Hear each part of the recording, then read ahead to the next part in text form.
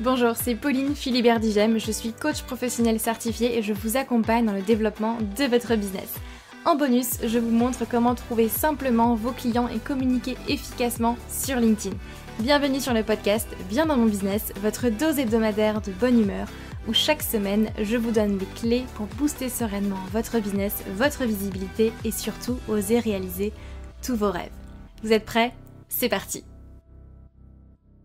Vous savez que LinkedIn peut vous amener des clients, mais vous ne savez tout simplement pas comment vous y prendre, ni même par où commencer.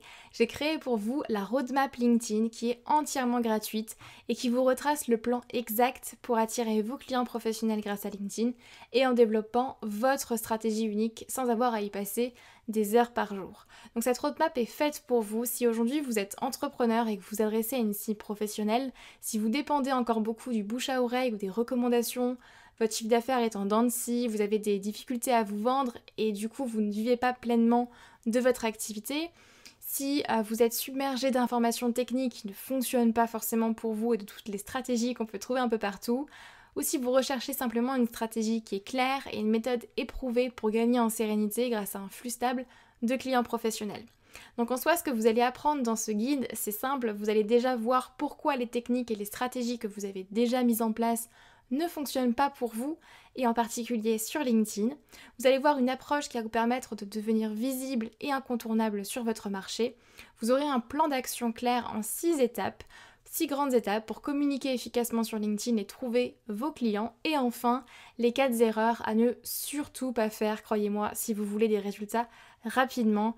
4 erreurs qu'à mon avis vous faites probablement. Donc ce guide est entièrement gratuit et vous pouvez le télécharger tout simplement en cliquant sur le lien en description de ce podcast, ou bien alors vous allez sur le lien que je vais vous dire tout de suite sur www.humanbusiness-academy.com/guide.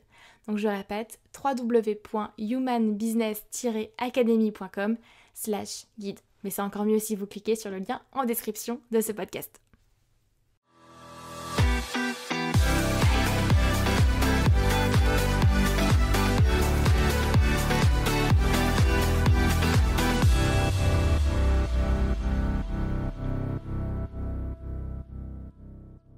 Hello tout le monde, j'espère que vous allez bien. Je suis super contente de vous retrouver, comme à chaque fois bien évidemment. Aujourd'hui c'est le premier podcast que j'enregistre au Japon, puisque du coup si vous avez suivi un petit peu mes aventures, vous savez que j'ai emménagé à Osaka au Japon il y a moins d'une semaine maintenant, donc je suis encore et toujours en plein jet lag. C'est un petit peu...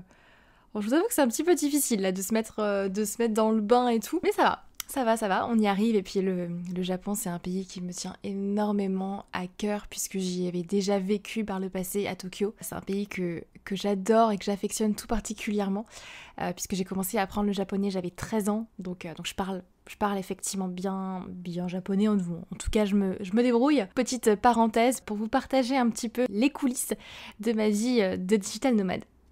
Et justement, ça m'amène à un petit point, une annonce que je voulais vous faire avant de rentrer dans le vif du sujet de cet épisode de podcast. À partir de ce mois-ci, donc à partir du mois de mars 2023, vous aurez plus que 2 épisodes par mois sur ce podcast Bien dans mon business. Alors, pourquoi cette décision ? Je vous avoue que ça n'a pas été une décision très facile à prendre parce que moi j'adore enregistrer des épisodes de podcast. C'est quelque chose que je fais très naturellement et bref ça me fait totalement kiffer et puis je vois vos retours toutes les semaines et je trouve ça génial. Maintenant en termes de stratégie, en termes de temps passé et surtout j'ai envie en fait de tester un autre format. Si vous me suivez sur Instagram vous l'avez vu passer, j'en ai parlé un petit peu. J'ai envie de tester en fait les vlogs. Je vous l'ai déjà dit plusieurs fois depuis le début de l'année, moi j'ai vraiment envie et à cœur dans mon contenu cette année d'avoir plus de transparence sur qu'est-ce que c'est vraiment que développer une boîte. Et vraiment de ne pas vous véhiculer en fait le côté tout rose de l'entrepreneuriat, vous allez faire 1 million en 30 jours, c'est faux, qu'on soit clair.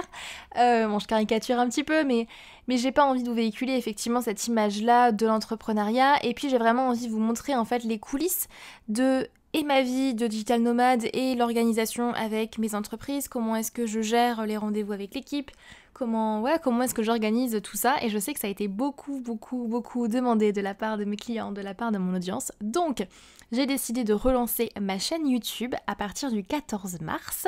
Notez bien cette date dans votre agenda.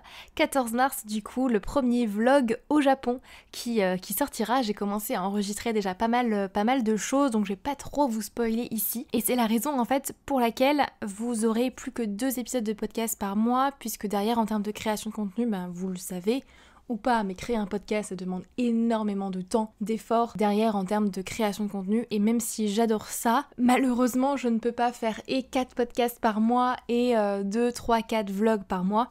Du coup en termes de rythme, on sera sur 2 épisodes de podcast par mois et 2 vlogs par mois sur YouTube. Donc au moment où cet épisode de podcast là sortira, normalement le premier vlog ne sera pas encore sorti puisque sa sortie est prévue pour le 14 mars, si tout va bien et si le montage sera fait. Donc je vous invite dès maintenant, si vous voulez me soutenir et que ça vous intéresse, à aller checker la chaîne YouTube en tapant Pauline Philibert 10 j'aime.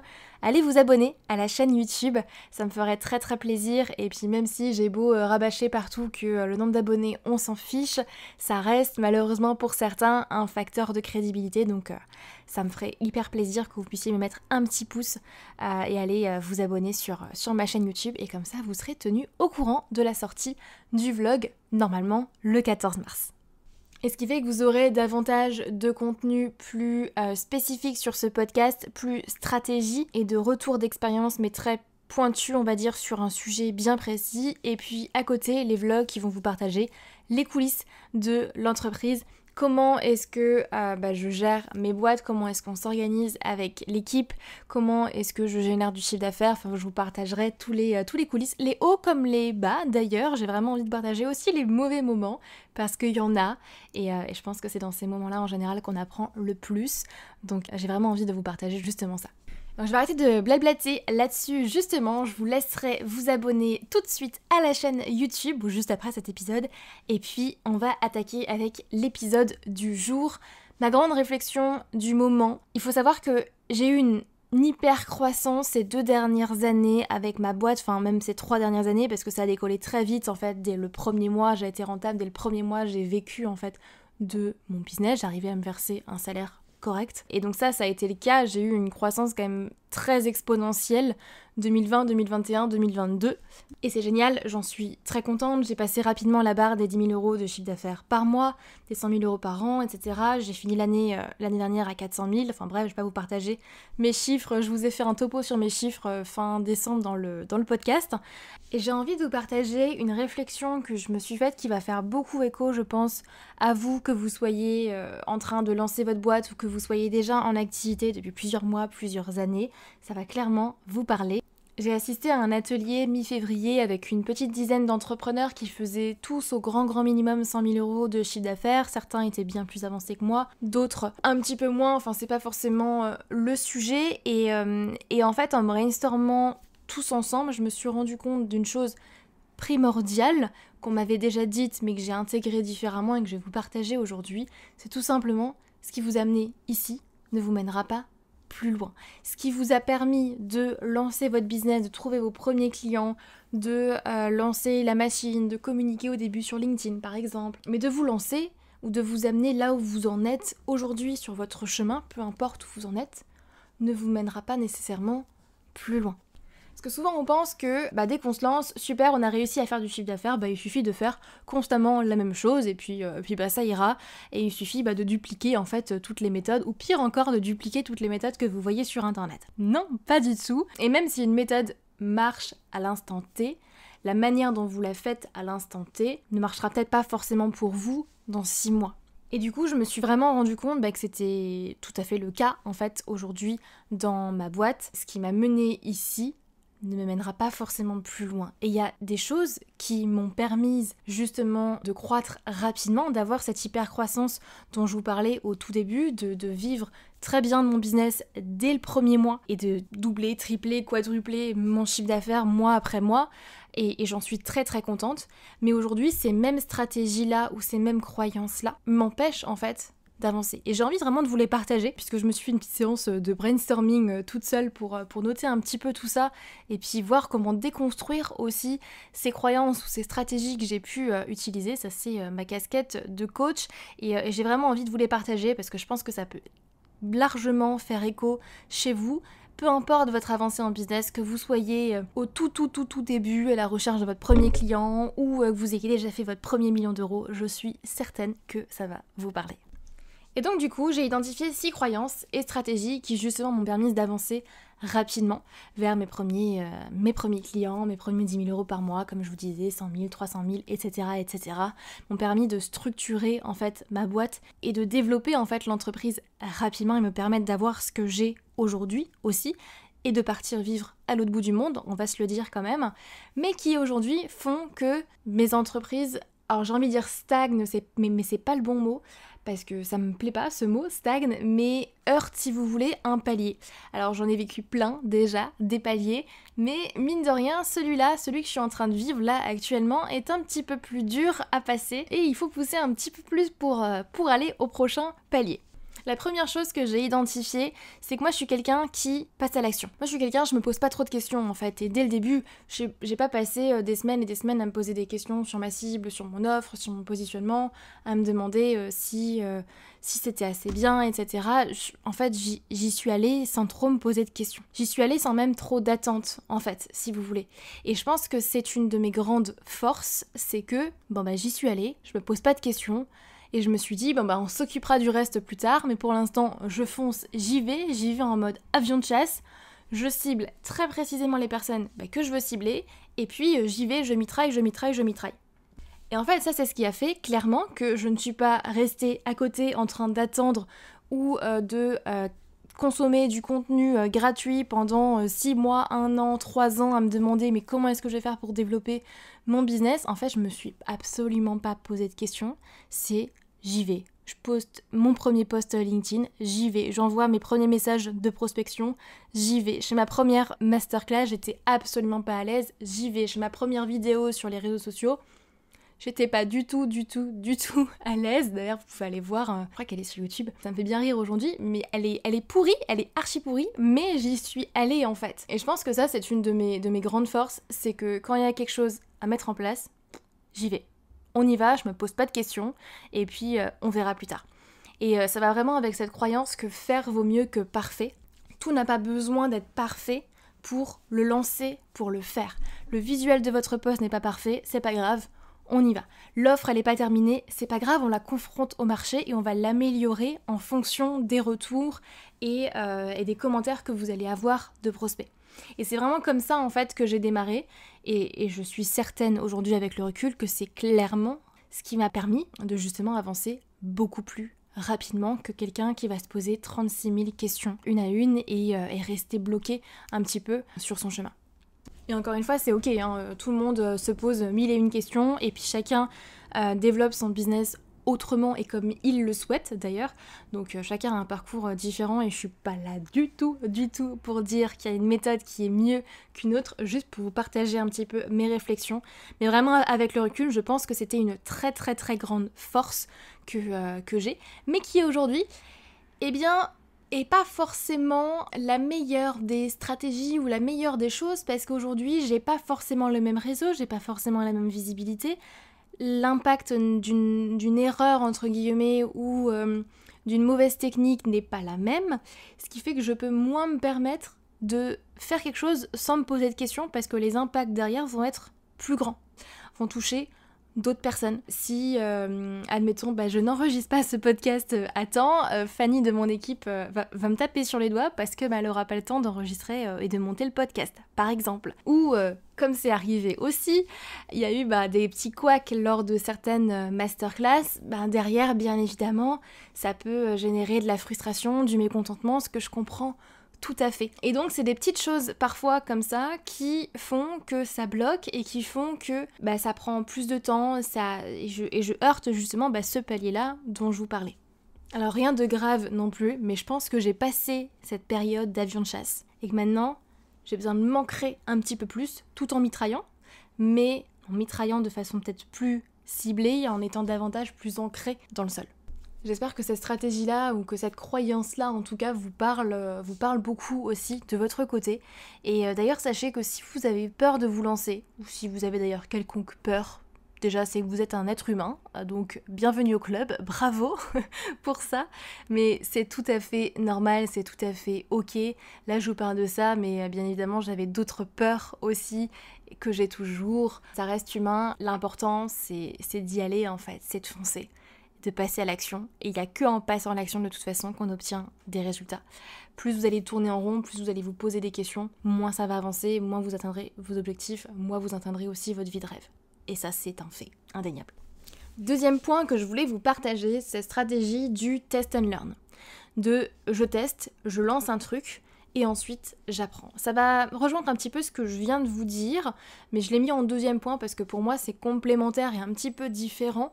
Je l'ai vécu différemment dans mon business, c'est vraiment cette stratégie en fait du test and learn, c'est je vais aller tester quelque chose, je sais pas du tout si ça va marcher, j'y vais, je teste et j'apprends ensuite. Et tout n'a pas besoin du coup d'être parfait pendant que je le lance.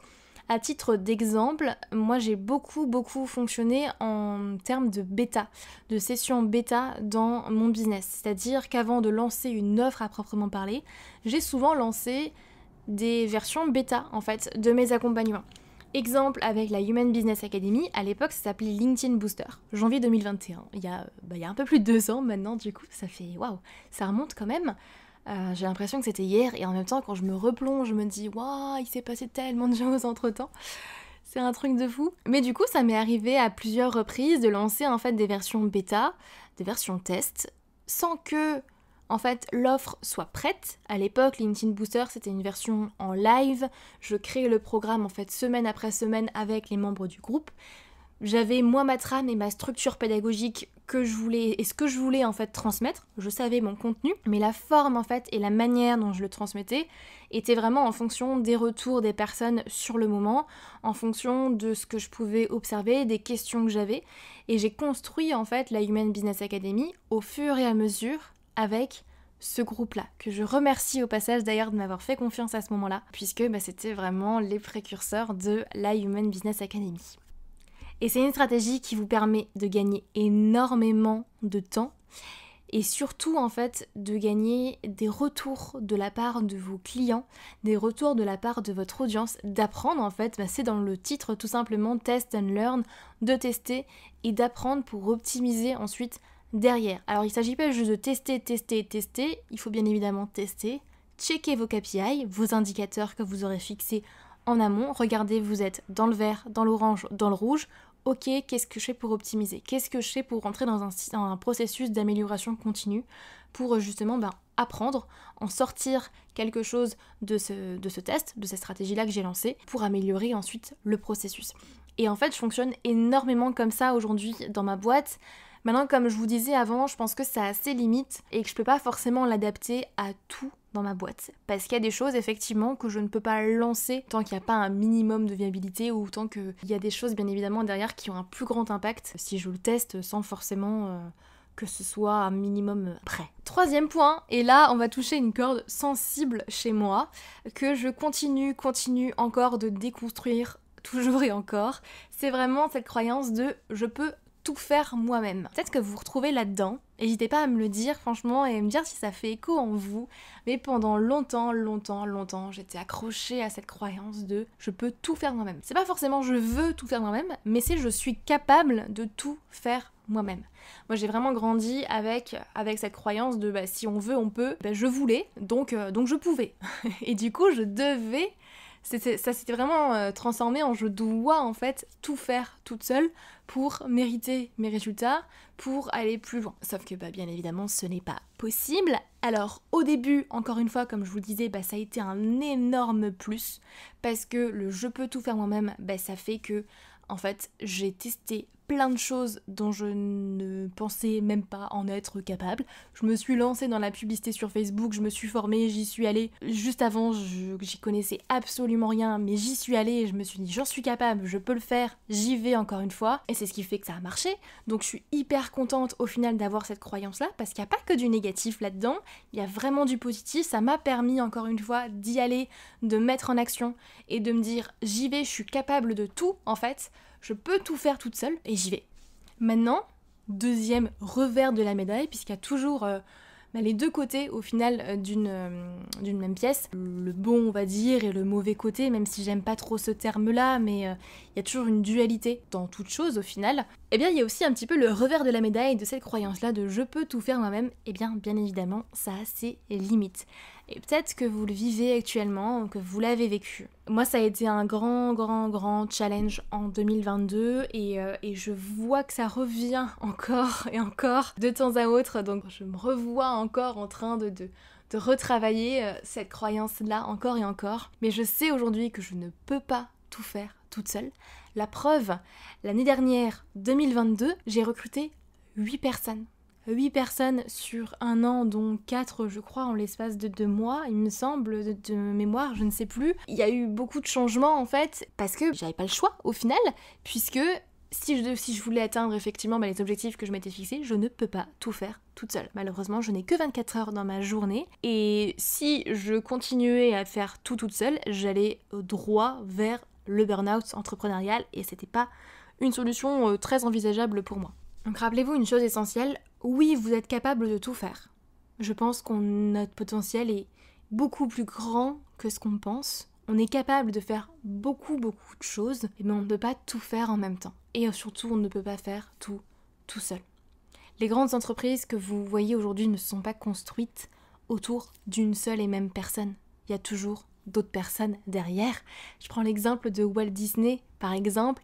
On parle très peu en général de son frère qui pourtant était son bras droit et vraiment la partie plus stratégique, plus exécutive, on va dire, de la vision que portait Walt Disney. Lui, il avait la vision, il avait ses idées, il avait ce qu'il voulait mettre en place et puis son frère était là aussi pour poser les stratégies, pour poser la planification, les jalons, etc. Il y a toujours une autre personne, si vous voulez, et personne ne réussit seul.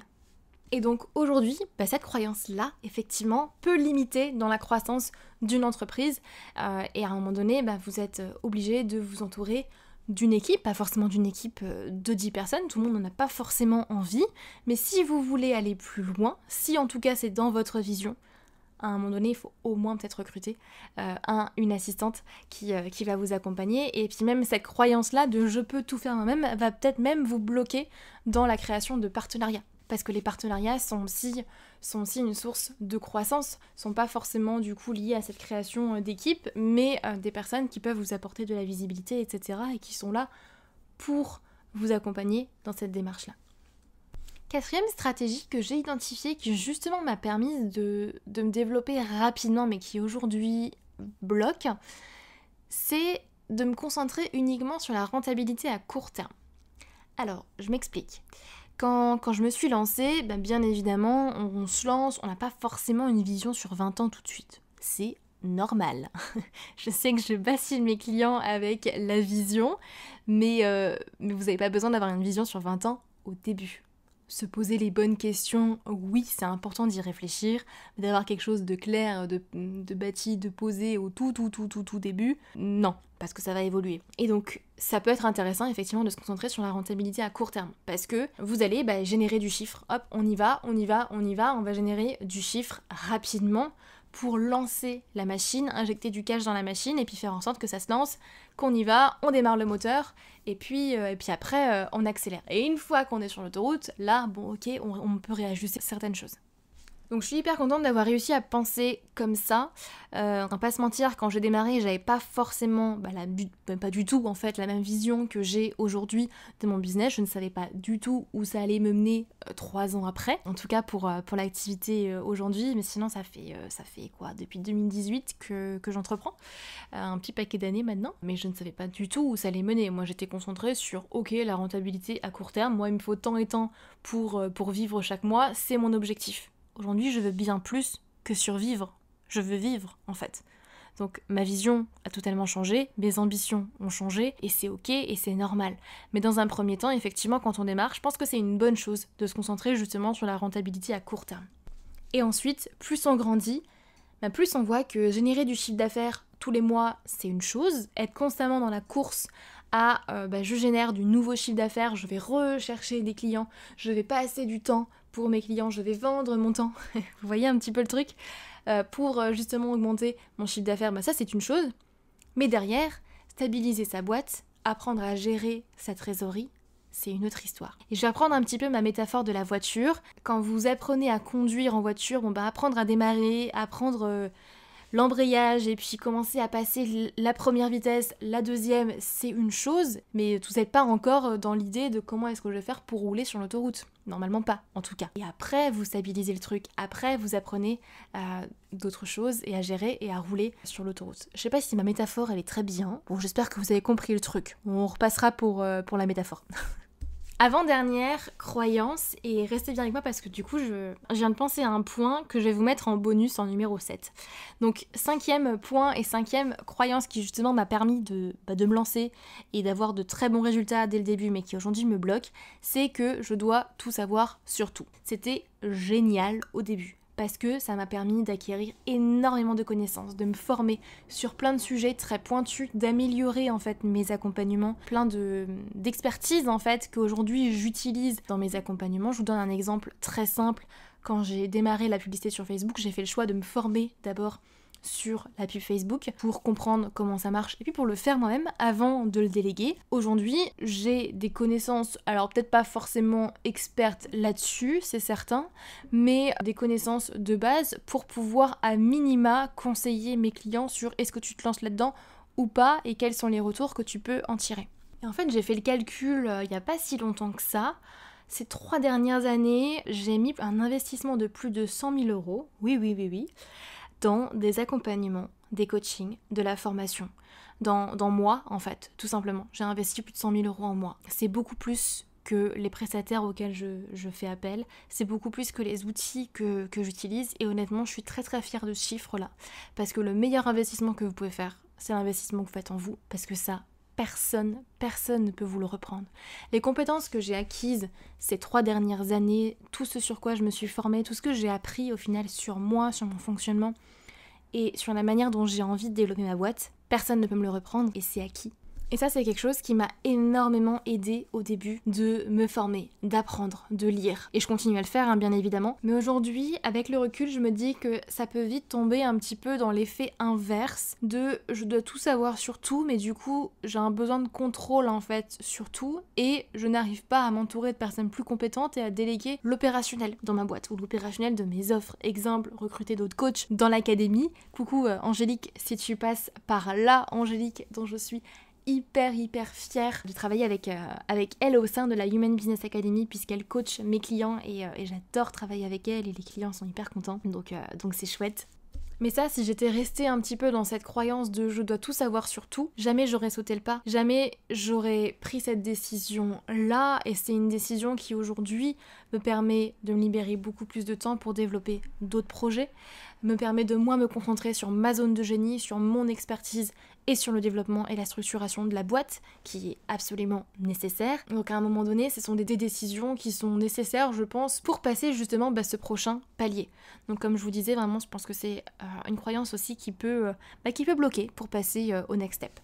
Et puis dernière croyance, dernier point que j'ai envie de vous partager. Depuis le début, moi j'ai toujours pensé que la croissance, c'est la seule et unique option. Il n'y a pas d'autre option, c'est la croissance. C'est l'hypercroissance de ma boîte. C'est toujours aller plus loin, c'est développer, aller toujours repousser ses limites, toujours voir plus grand, toujours voir plus, faire plus. C'est génial quand on démarre parce que au début, et je l'ai toujours d'ailleurs, mais j'avais la rage. J'avais tellement envie d'aller toujours plus loin, toujours plus, à rechercher la croissance et le résultat derrière. Et clairement, on va pas se mentir, c'est grâce à ça en partie aussi que j'ai pu doubler, tripler, quadrupler, on dit quoi pour faire x5, je ne sais plus, mon chiffre d'affaires, mois après mois, année après année. Et j'en suis très contente en fait, et très fière. Maintenant, ce qu'il faut comprendre aussi, c'est que la croissance n'est pas la seule option, et qu'une entreprise ne peut pas tout simplement être tout le temps en hypercroissance. Ce n'est pas possible. Vous avez des saisons, comme tout, vous avez des phases, des paliers, et à un moment donné, forcément, tout entrepreneur doit se préparer pour l'hiver. Parfois c'est le printemps, parfois c'est l'été, parfois c'est l'automne, et à un moment donné, vient l'hiver. Et c'est normal, d'ailleurs, c'est des cycles, la vie est cyclique, une entreprise est cyclique aussi, un marché l'est aussi, tout au final. Et un bon entrepreneur, pour moi, est un entrepreneur qui n'est pas optimiste ni même forcément trop pessimiste, mais réaliste, en se disant ça va se casser la tronche. Ça va se casser la tronche à un moment donné et je dois me préparer pour l'hiver, dit du coup gestion de trésorerie, gestion des ressources, structuration de la boîte, etc., etc. Mais vous ne pouvez pas être et en hypercroissance et en structuration. Là, 2023, je suis clairement rentrée dans ma période de restructuration à fond de la boîte. Alors c'est pas l'hiver non plus, pas très froid, mais c'est vraiment ça, et ma grande prise de conscience, c'est qu'en fait on peut pas être en croissance tout le temps. Oui, au début, c'est génial d'aller chercher la croissance, d'aller chercher les chiffres en fonction de votre vision bien évidemment et en fonction de ce que vous voulez créer. Tout le monde n'a pas forcément les mêmes ambitions encore une fois et c'est ok, il n'y a pas de mieux ou de moins bien, mais en fonction de ce que vous voulez, oui c'est bien de chercher beaucoup très vite au début, mais à un moment donné, il faut bien prendre conscience que la croissance, l'hypercroissance en tout cas, ne dure pas éternellement et il faut prévoir également cette partie de structuration. Et j'en viens à mon 7e et dernier point bonus. Grande prise de conscience aussi pour moi en janvier suite à un séminaire que j'ai fait à Genève où d'ailleurs j'étais avec Angélique et on discutait avec une entrepreneure avec qui j'ai beaucoup accroché qui me disait à un moment donné mais Pauline, ton entreprise c'est pas ton bébé. Et là je me suis dit mais oui en fait. Mais c'est ça en fait, c'est ça qui me bloque aujourd'hui et depuis le début j'ai toujours dit mon entreprise c'est mon bébé et du coup j'y mets tout mon âme, tout mon cœur, toute mon énergie, toute ma passion, tout mon temps, j'y mets tout en fait et c'est ce que je vous disais, je pense que c'est ça aussi qui a fait que ça a décollé très vite parce que je m'y suis mis à 3000%, j'y suis allée, je suis passée à l'action, j'y vais, je défonce porte après porte, en mode un peu bulldozer, on y va. Mon entreprise, c'est mon bébé, j'y crois à fond et j'y crois toujours et toujours à fond. Mais aujourd'hui, j'ai cette casquette aussi de chef d'entreprise que je dois mettre sur la tête. Et non, mon entreprise, ce n'est plus mon bébé. C'est quelque chose qui a grandi et qui aujourd'hui, effectivement, peut marcher déjà, peut avancer tout seul. À un moment donné, il faut que je la laisse vivre aussi toute seule, tout en la pilotant, bien évidemment, je reste là. Bon, ça va parler, je pense, aux parents ici. Mais à un moment donné, passer un palier, votre entreprise n'est plus votre bébé en fait. Et voilà, on arrive à la fin du coup de ce podcast. Désolée, il a été un petit peu plus long que les autres. J'essaye toujours de rester sous la barre des 30 minutes. Bon, on sera un petit peu plus. J'espère qu'il vous a plu et surtout j'espère que vous vous êtes reconnus là-dedans. N'hésitez pas à me le dire, pareil, toujours me faire un retour, que ce soit par message privé sur LinkedIn, Instagram, par mail, ce sera avec grand plaisir que je vous lirai. J'adore vous lire toutes les semaines. Et si vous voulez vraiment soutenir ce podcast et me soutenir moi aussi dans ma création de contenu, n'hésitez pas à aller mettre un commentaire sur Apple Podcast ou à vous abonner sur notre plateforme d'écoute, tout simplement mettre une note sur Spotify par exemple. En général c'est Apple Podcast qui fonctionne le mieux. Donc vous allez sur le podcast sur Apple, vous descendez tout en bas et vous pouvez mettre une note donc au niveau des étoiles et puis un commentaire pour dire ce que vous aimez tout simplement sur ce podcast. Quand est-ce que vous l'écoutez, comment est-ce que vous l'utilisez dans votre business, votre épisode préféré par exemple, ce que vous souhaitez. Mais ça permettra au podcast de se faire connaître et puis ça soutient également les créateurs de contenu. Et du coup on se retrouve dans 2 semaines pour un nouvel épisode de Bien dans mon business. Et n'oubliez pas, mardi prochain sort le premier vlog sur ma chaîne YouTube. Je croise les doigts pour que le montage soit fait du coup à ce moment-là. Mais je vous tiendrai au courant de toute façon dans mes stories Instagram et sur un post bien évidemment LinkedIn. Donc on se retrouve la semaine prochaine sur YouTube. Je vous laisse aller vous abonner et on se retrouve très très vite sur le podcast. Je vous souhaite une très très belle semaine, belle journée. Prenez soin de vous. C'est toujours très très important. Reposez-vous. Et on se retrouve très vite. Bye bye.